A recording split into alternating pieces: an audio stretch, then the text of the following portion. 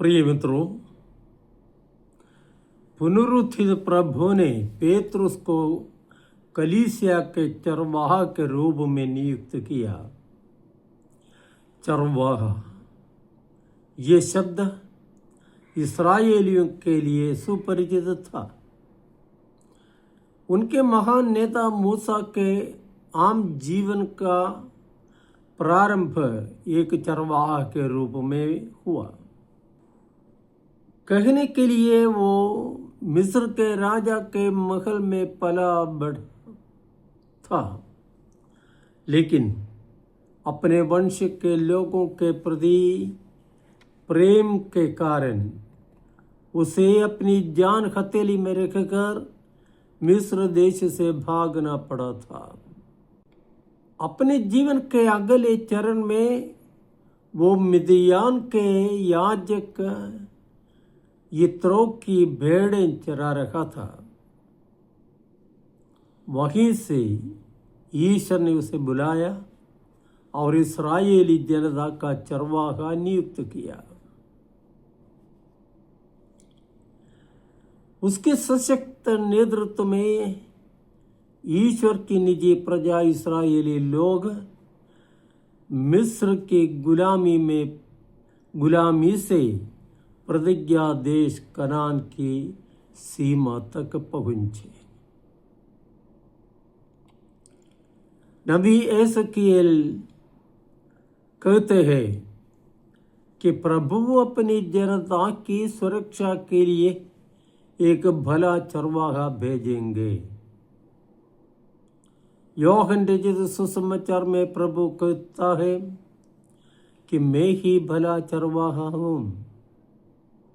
प्रस्तुत सुसमाचार के अंत में योहन ने पेतरुस को कलीसिया का चरवाहा नियुक्त करने की घटना का सुंदर वर्णन दिया है।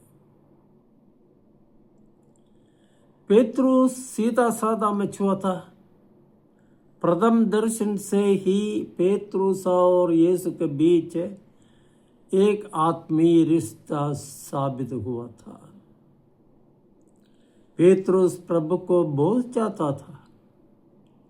अंतिम भोज के समय प्रभु के साथ पीड़ा सहने और मर जाने का संकल्प करके उसने अपने हृदय का भाव अभिव्यक्त किया। यह अहंकार जन्य कोई प्रस्ताव नहीं था, बल्कि प्रेम से अंधापने एक हृदय का उद्गार था। इसी प्रेम ने उसे गतसेमनी बाग में गुरु की रक्षा के लिए तलवार चलाने को प्रेरित किया था।